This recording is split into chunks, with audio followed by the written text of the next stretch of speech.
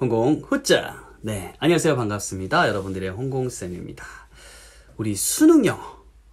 수능 영어에 대해서 굉장히 많은 분들이 관심을 가지잖아요. 그죠? 뭐 이게 중학생 이제 자녀를 둔 학부모님, 혹은 이제 당연히 고등학생 학부모님 같은 경우에 뭐 수능 영어 당연히 관심이 있겠죠. 하지만 신기하게도 우리 한국에서는 초등학생 학부모를 둔 부모님들도 수능, 특히 영어 같은 경우에도 수능 등급에 대해서 굉장히 관심이 높더라고요. 아니 이거 한참 남은 것 같은데 왜 벌써?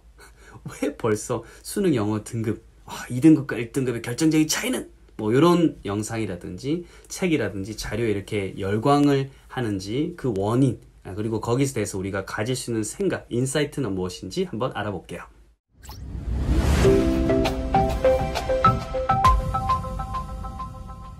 자, 일단 수능 영어 제가 볼 때는 많은 부모님들이 결국 우리 애가 뭐 말 잘하고 뭐 쓰기 잘하고 하지만 기승전 수능 영어를 잘 봐야 결국은 대학에 좀 진학을 잘 하지 않을까라는 생각 갖고 있어요. 뭐 틀린 말 아닙니다. 맞는 말이고요. 굉장히 슬프게도 결국은 기승전 우리는 입시입니다. 그죠? 입시로 이렇게 귀결이 되게 되고, 그리고 우리 부모님들이 살았을, 그쵸? 학생이었을 때, 정말 꽃다운 시기였죠. 그때는 몰랐지만, 그때 굉장한 상대평가였죠. 상대평가에 뭐 끝을 달렸고, 제가 뭐 학교 다닐 때도, 뭐 전산실, 미술실, 뭐냐면 이제, 야간 자율학습 할 때 되면 성적 높은 애들은 다 글로 가는 거야. 네. 여름에는 냉방 팡팡하게 잘 되고, 겨울에는 이제 막 아주 히트 팍팍 떨어지고, 교실에서는 애들이 추위와 더위에 막 싸우면서 있는데, 그렇게 이게 완전, 차등을 둔, 그쵸. 성적 가지고 좀 차별이, 어떻게 보면 좀 굉장히 심하게 있었죠. 뭐, 저도 아예 뭐, 전체 벽보를 붙였어요. 그래서 전교 등수가 다 나오는 거예요, 학생들이.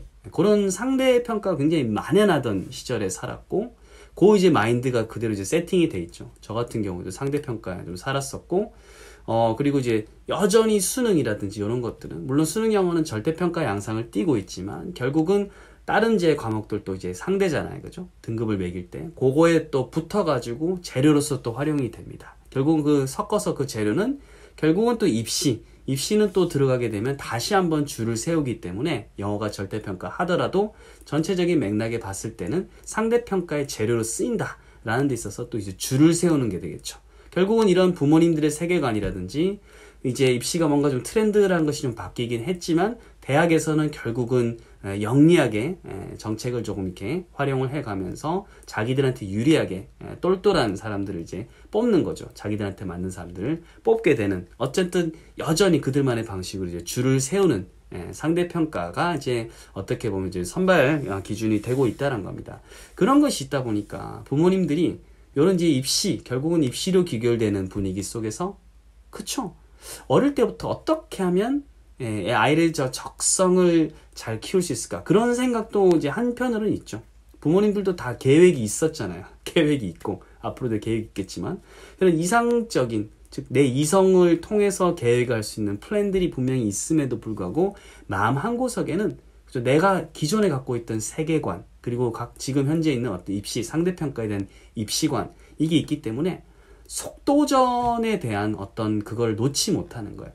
일단은 달려서 빼야 좀 이 과목이 좀 괜찮아지고 타 과목을 어떻게 좀 공략할 수 있지 않을까. 속도전이라는 걸 여전히 좀 생각을 하고 있고, 이 대한민국 사회 전체에 어떻게 보면 선행이라는 게 왜 있겠어요. 선행이라는 게 들어갔을 때 남들보다 뭔가 뒤처지면 불안하지 않을까. 이게 교육과정보다 뒤처져서 불안한 게 아니라 남들보다 뒤처졌을 때 아예 자존감이 떨어지지 않을까. 사실 보통 부모님들은 다 그 생각하고 있을 거예요. 보통 부모님들은. 그러면 사실은 이게 우리가 핀란드처럼 애가 뭐 선행을 해와가지고 이제 이번 시간에 처음 배우는 애가 질문할 거를 애초에 봉쇄를 한다. 쌤 이거 뭔데요? 다 뭔데요? 라고 애초에 봉쇄를 시키는 학생을 핀란드에서는 굉장히 그거를 나쁜 행위를 보거든요. 근데 한국에서는 미리 배워가서 툭툭툭 던지는 애를 어떻게 보면 잘했다 라고 하는 그런 문화가 조금 더 어떻게 보면 있을 수 있겠죠. 그런 데를 이제 비교했을 때. 그렇게 되면 또 이제 애도 뭐 속상하고 뭐 자신감도 이제 많이 이제 떨어질 텐데, 영어에 관해서는 이제 초등학교 3학년부터 시작입니다. 이건 우리 핀란드하고도 동일해요. 3학년 때부터 시작해서 6학년 때까지 빌드업을 하죠. 과거에 뭐 5차 교육과정 요때만 해도 이제 뭐 중학교 1학년 때부터 ABC 해가지고 너도 나도 이렇게 출발이 늦은 시대였는데 지금 그때랑은 비교는 사실은 불가하고 지금은 3학년부터 출발을 합니다. 그리고 출발을 하지만 실제로 아까 말씀드린 것처럼 이 영어라는 거는 학교에서는 3학년부터 시작이지만 그 밖에서 학교 밖에서 어떤 커리큘럼이나 교육 과정을 봤을 때는 뭐 언제 시작을 해도 이게 뭐 누가 뭐 사실 규제가 없잖아요. 뭐 가정에서 시키면 뭐 어떡하겠어요. 그죠? 그렇기 때문에 출발 스타트 포인트는 사실은 이게 제약이 없다는 거예요. 이미 나는 뭐 출발 호각 소리도 없는데 다 이제 시작을 하고 있는 거고 나만 늦은 것 같은 생각이 있는 거죠. 그러면 이제 부모님들에게 속도전에 대한 어떤 세계관, 이 걱정 회로가 돌아가기 시작하는 거예요. 옆집에 벌써 하고 있어? 얘 벌써 이렇게 뭐 해리포터 읽고 있어? 얘 벌써 이게 라이팅을 하네? 이렇게 되면 어떡해요? 이 교육과정이라는 어떤 이성적으로 짜놓은 건 둘째치고, 그렇죠? 어쨌든 이 분위기가 속도전으로 가기 때문에 이 불안함이 이제 끝을 달리게 되는 거죠. 어떤 그런 속도전에 대한 것들, 언제 시작을 하는지에 대해서 교육과정 외에도 이렇게 어떤 출발지가 정확하게 정해져 있지 않다라는 것에 대해서 일단은 영어가 좀 그런 점이 좀 강하게 있고요. 그리고 두 번째는 이제 아이가 이제 어쨌든 보통 3학년 돼서 영어를 시키는 분도 많이 꽤 있어요. 생각보다 많이 있는 걸로 알고 있고 그 전에 시키는 사람들도 굉장히 많습니다. 그래서 스타트 포인트가 다 다름에도 불구하고 일단 먼저 시작을 한 사람들 같은 경우에는 그쵸, 학교 교육 과정이 기준이긴 한데 이 아이가 과연 지금 교육 과정에 빗댔을 때 어느 정도 우리 애가 지금 퍼포먼스 잘 하고 있는지가 굉장히 궁금할 겁니다. 부모님들은요 궁금해요. 그게 본능이에요. 아이가 원서 읽었으면 그 내용을 제대로 했는지 컴플리션 체크를 하고 싶고 단어를 몇 개 공부했다고 그러면 몇 개를 지금 애가 알고 있는지를 반드시 체크하고 싶어해요. 그렇죠? 그 지점이 약이 될 수도 있지만 사실은 독이 될 수 있는 지점도 되게 많은데 여튼 부모님들의 기본 어떤 본능은 그렇다는 걸 말씀을 드립니다. 그러다 보니까 애가 어느 정도 수준까지 갔는가? 애가 지금 하고 있는 원서가 초등학교 6학년? 얘가 지금 하고 있는 게 AR로 봤을 때 한 중학교 2학년에서 3학년? 아니야. 수능은 보니까 AR 심한 거는 13, 14까지 나오니까 애는 여기까지 가야 되는가? 어디까지 가야 되는지 그게 지금 기준이 사실 애매하잖아. 애매하죠. 그러다 보니까 이왕이면 그 이제 수준이 많이 나가면 좋겠죠. 그렇잖아. 이게 수학처럼 이게 미분적분을 안 배운 친구들은 이게 풀 수가 없는 그런 구조가 아니라 영어는 애가 꽤 수준 높은 거 읽다 보면 이 수능도 이제 어느 정도 다루는 친구들이 있거든요. 그러다 보니까 제일 기본적으로는 수능 듣기를 건드는 엄마들이 생깁니다. 수능 듣기에 대한 건 제가 또 영상 따로 올렸죠. 그러다 보니까 수능 듣기를 애가 풀렸는데 우리 애가 수능 듣기를 다 맞았어요. 혹은 한 개 빼고 다 맞았어요. 이런 경우가 생기죠. 그죠? 그래? 우리 애도 풀려볼까? 이런 게 이제 시작이 됩니다. 초등학교 때 미리. 근데 실제로 말씀드린 것처럼 전에 다른 영상에서 수능 듣기는 정답률이 거의 90%에 육박하는 문제들이 많이 있기 때문에 그걸 애가 다 맞았다. 대단한 게 맞아요. 하지만 그거 가지고 독해에 또 적용시키기에는 굉장히 큰 갭이 존재한다. 어마어마한 갭이 존재한다라는 걸 또 인지를 하셔야 됩니다. 여튼 그러다 보니까 이제 고등학교 모의고사 같은 거 1학년 모의고사를 푸는데 애가 몇 점이 나온다.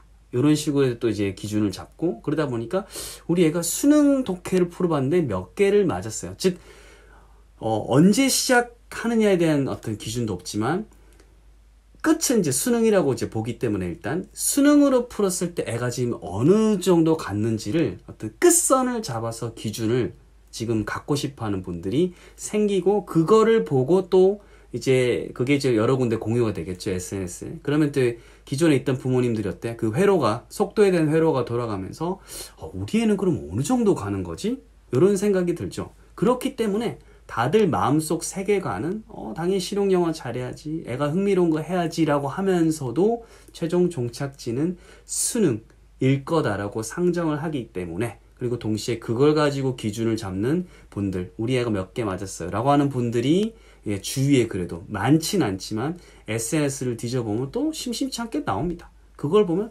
우리는 어느 정도 왔을까? 기준을 잡고 싶은 게 부모님 아까 욕망 파트인 거죠. 욕망 파트. 속도전에 있어서. 그러다 보니까 그 지점에서 이게 어쩔 수 없죠. 본능이다 보니까 우리도 한번 풀려볼까? 이런 생각이 듭니다. 그리고 풀려보지 않더라 하더라도 무슨 수능이야. 재미로 하고 잘하고 있는데 수능까지 했다가 괜히 영어 좋아하는 마음 버릴까봐.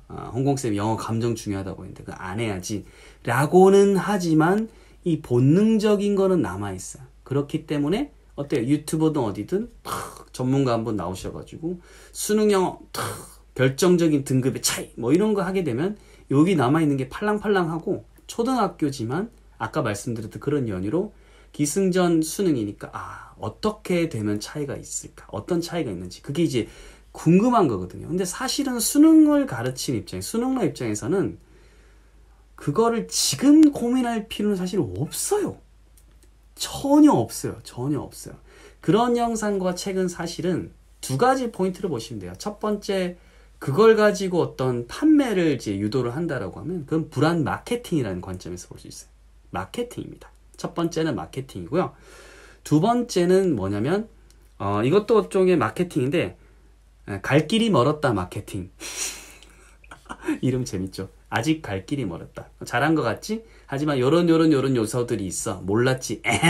내가 알려주겠어. 라는 그런 식의 갈 길이 멀었다 마케팅인데 요것도 별로 사실 걱정할 게 없는 게 그런 분들만 알고 있는 게 아니에요.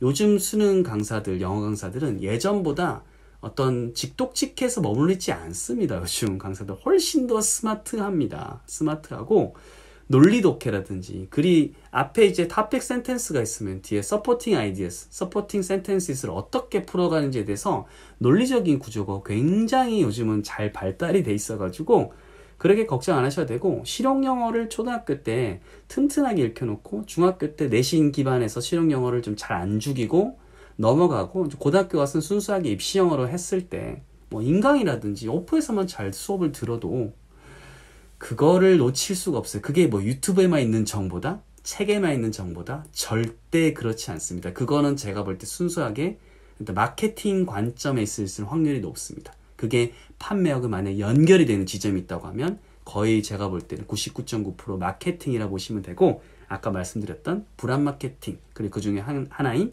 갈 길이 멀었다 마케팅 그거 정보도 사실 웬만한 강사들 다 갖고 있으니까 너무 걱정 안 하셔도 되고 그들만의 것 절대 없습니다. 그들만의 것 절대 없어요.